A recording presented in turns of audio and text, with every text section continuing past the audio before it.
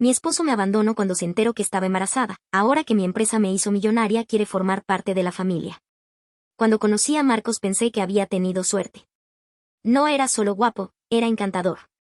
Tenía esa facilidad para hacer que cualquiera se sintiera escuchado, especial. En ese entonces yo trabajaba en una pequeña oficina, apenas ganaba lo suficiente para cubrir mis gastos, y él ya tenía un buen puesto en una empresa de ventas. A mis ojos, era un hombre con ambición y carisma. Nos casamos después de 3 años de relación. Y aunque teníamos discusiones, como cualquier pareja, yo pensaba que la base estaba ahí, confianza, cariño, metas compartidas. Al menos eso creía. El embarazo llegó en un momento donde ambos estábamos estables, o eso pensé yo. Recuerdo como si fuera ayer el día en que vi el resultado positivo. Me encerré en el baño con la prueba en la mano, lloré de la emoción. No sabía si reír o gritar, así que decidí hacer algo especial. Lo envolví en una cajita con un moño y se lo entregué en la cena. Cuando lo abrió, sonrió. Me abrazó y dijo: «Esto es increíble, ya era hora de que diéramos el siguiente paso». Yo estaba feliz, sentí que mi vida tenía un nuevo propósito. Pero con los días empecé a notar grietas. Marcos se mostraba impaciente, evitaba hablar del futuro bebé, incluso llegó a decir cosas como: «Todavía somos jóvenes, podríamos haber esperado un poco más». Yo lo atribuía a nervios. Hasta que una noche, en medio de una discusión sin importancia, explotó. «No quiero esto, no quiero ser papá ahora, no contigo, no de esta manera». Me quedé en silencio. Fue como recibir una bofetada. Yo estaba embarazada de 3 meses y él me decía eso como si fuera un peso muerto. Lloré, le rogué que pensara con calma, que lo enfrentaríamos juntos. Pero él se fue alejando cada día más. Dormía en el sofá, llegaba tarde o directamente no aparecía. La gota final fue una noche cualquiera. Llegué a casa después de un chequeo médico, al que él se había negado a acompañarme, y encontré la cama vacía. Su ropa ya no estaba en el closet. Solo dejó una nota en la mesa de la sala. «Lo siento, no puedo con esto. No estoy listo para ser padre. Necesito mi libertad». Tenía el corazón destrozado. Estaba sola, con un embarazo difícil, sin saber cómo seguir adelante. Lo que más dolía no era el abandono en sí, sino darme cuenta de que el hombre en el que confiaba había estado fingiendo por semanas. Los meses siguientes fueron una pesadilla. Mis padres tuvieron que ayudarme porque el embarazo fue complicado. Estuve hospitalizada por riesgo de parto prematuro y el estrés me estaba matando. Aún así, me aferraba a esa vida que crecía en mi vientre. Cuando nació mi hija, fue como un renacer. Sostenerla en mis brazos me hizo entender que Marcos ya no importaba. Que mi vida ahora tenía un motor más fuerte, ella. Pero no voy a mentir, fue duro. Económicamente estaba al límite. Con un recién nacido, apenas dormía, y aún así debía trabajar para pagar las cuentas. Mis amigos más cercanos me ayudaban con la niña, mis padres también, pero yo sabía que no podía depender siempre de ellos. Yo trabajaba en una pequeña empresa tecnológica. Tenía conocimientos básicos, pero nada extraordinario. Sin embargo, en medio de mis noches sin dormir, comencé a tener ideas para mejorar procesos y ofrecer servicios que nadie en mi entorno estaba explotando. Empecé a arriesgarme. Durante 3 años me partí el alma, cuidando a mi hija de día, trabajando y estudiando de noche. Poco a poco, empecé a ganar clientes. Reinvertía cada peso. Me negué a rendirme porque en mi cabeza resonaban las palabras de Marcos: «Ser madre va a arruinar tu vida profesional». Y fue ese desprecio el que me dio fuerzas. Para cuando mi hija cumplió 5 años, mi empresa ya no era un proyecto pequeño. Cerré contratos internacionales, entré en mercados donde jamás pensé que podría competir, y de pronto me vi rodeada de abogados, asesores y clientes de alto nivel. Pasé de preocuparme por pagar la renta a comprar una casa enorme, autos, viajes, todo lo que alguna vez soñé. Pero lo más importante era mi tranquilidad. Ver a mi hija crecer feliz, sin que le faltara nada, era mi victoria más grande. Yo había logrado lo que él dijo que sería imposible. Y entonces, apareció. Lo vi una tarde cualquiera, al otro lado de la calle, cuando salía del colegio con mi hija. No lo reconocí de inmediato, pero cuando se acercó, mi corazón se paralizó. Era él. Con la misma sonrisa falsa que usaba cuando quería manipularme. «Hola, tanto tiempo. Te ves increíble». Yo no sabía si gritar, llorar o reír. Habían pasado 6 años desde que nos abandonó. Se fue cuando más lo necesitaba y ahora aparecía, justo cuando mi vida era un éxito. Marcos comenzó a insistir. Primero con mensajes, luego con llamadas, después con visitas inesperadas. Llegó a mi oficina con flores, diciendo que quería recuperar el tiempo perdido. Mi hija ya tenía 6 años y, aunque no preguntaba mucho, sí tenía curiosidad. Mamá, ¿ese señor de verdad es mi papá? Yo siempre fui honesta con ella. Le dije que sí, que era su padre, pero que nos había dejado porque no estaba preparado. Ella no lloró ni se enojó, solo me dijo. Entonces no lo necesitamos. Pero Marcos no se detenía. Me pedía ver a la niña, me hablaba de formar la familia que siempre soñamos.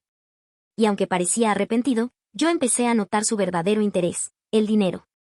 Sus preguntas eran sobre mi empresa, mis bienes, mis viajes. Sus ojos brillaban más cuando veía mi casa que cuando veía a su hija. El colmo fue cuando un conocido en común me reveló la verdad. Marcos no había estado solo todos esos años. Apenas meses después de dejarme había comenzado una relación con otra mujer. Con ella ya tenía un hijo pequeño, y además estaba esperando otro. Lo confronté de inmediato. No lo negó. Simplemente dijo. Sí, tengo otra familia. Pero eso no cambia que también soy padre de tu hija. Quiero estar en su vida, y en la tuya. Fue en ese momento que entendí todo. No había vuelto por amor ni por arrepentimiento. Había vuelto porque su nueva vida no era cómoda. Esa mujer no tenía el dinero, la estabilidad ni la vida de lujo que yo logré construir. Él quería un pedazo de lo que yo había conseguido con lágrimas, esfuerzo y noches sin dormir. Esa noche lo eché de mi casa, con mi hija mirando desde las escaleras. Antes de cerrar la puerta le dije. Tú ya tienes tu familia. Quédate con ella. Nosotras no te necesitamos.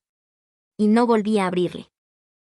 Hoy escribo esto porque todavía tiemblo de rabia al pensar que tuvo el descaro de volver justo ahora. Aún no sé si algún día mi hija querrá conocerlo, pero yo tengo claro que jamás volverá a ser parte de mi vida. Él eligió irse, y yo aprendí a sobrevivir sin él. Después de haber expulsado a Marcos de mi casa, pensé que lo peor había pasado. Sin embargo, no había considerado a la otra mujer.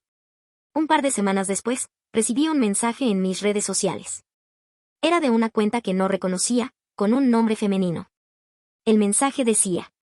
Sé quién eres. Necesito hablar contigo. Es sobre Marcos. Mi primera reacción fue ignorarlo. No quería saber nada más de él, mucho menos de la mujer con la que me había reemplazado. Pero la insistencia fue tan grande que decidí responder, solo para dejar las cosas claras. Al final, accedimos a encontrarnos en una cafetería. Cuando la vi entrar, con un niño pequeño de la mano y un embarazo evidente, sentí una mezcla de rabia y compasión. Se sentó frente a mí y, sin rodeos, me dijo. Marcos me contó que tú estás muy bien, que tienes una empresa, que eres millonaria. Yo no quiero molestarte, pero necesito ayuda. Él ya no aporta nada en casa. Estoy sola con un hijo y otro en camino. Me quedé en shock. Esa mujer me estaba pidiendo dinero, como si yo tuviera alguna obligación con ella. Le respondí con frialdad. Si él no se hace cargo de ustedes, no es mi problema. Yo no tengo ninguna responsabilidad sobre lo que ustedes decidieron construir juntos. Ella bajó la mirada y empezó a llorar. Decía que Marcos le había prometido estabilidad, que le pintó un futuro que nunca cumplió. Me contó que él casi no estaba en casa, que gastaba lo poco que ganaba en cosas inútiles, y que incluso hablaba de volver conmigo porque yo era la que realmente tenía futuro. Fue como revivir todo mi propio infierno, pero multiplicado.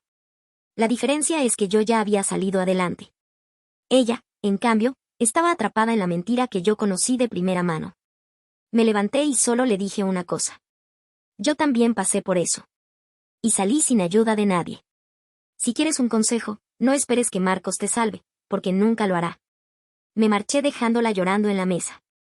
Y aunque me dolió verla así, no iba a permitir que me usaran a mí ni a mi hija para sostener a un hombre que lo único que sabía hacer era destruir vidas.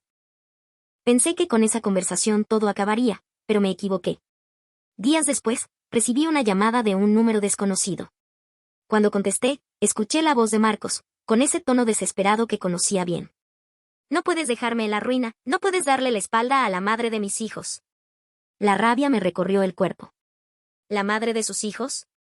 ¿Y qué había sido yo entonces cuando me dejó embarazada y enferma, rogándole que se quedara?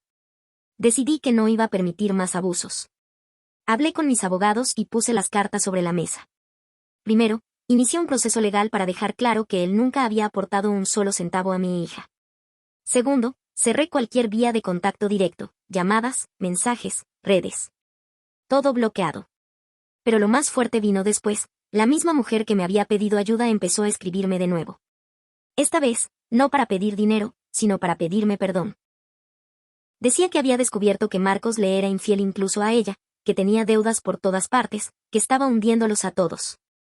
Me agradecía por no haber caído otra vez en sus manipulaciones, porque le había abierto los ojos. Fue entonces cuando entendí algo: Marcos no quería una familia, nunca la quiso. Solo buscaba mujeres que lo sostuvieran. Y cuando se quedaba sin recursos, saltaba a la siguiente. El cierre definitivo llegó una noche en que mi hija, ya con 7 años, se me acercó y me dijo con una madurez que me dejó sin palabras. Mamá, no me importa si tengo papá o no. Tú eres suficiente. Tú eres mi familia. En ese momento supe que había ganado. No porque tuviera dinero, no porque hubiera construido una empresa desde cero, sino porque había logrado romper el ciclo de dependencia que él intentó imponerme. Lo último que supe de Marcos es que se había mudado a otra ciudad, arrastrando a esa mujer y a los niños con él, buscando una nueva oportunidad. Yo, en cambio, cerré esa puerta para siempre. Ya no me atormenta su recuerdo. Hoy vivo en paz con mi hija, con la certeza de que nuestra familia somos solo nosotras dos, y que nadie tiene derecho a robarnos lo que tanto nos costó construir.